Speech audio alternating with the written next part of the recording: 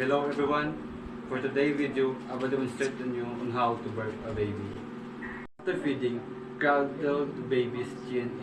Do not hold baby in the neck to restrict their breathing.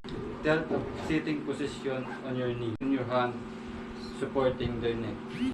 Pat the baby's back and gently stroke with an upward motion. If the baby does not burp within a few minutes, they might not need to.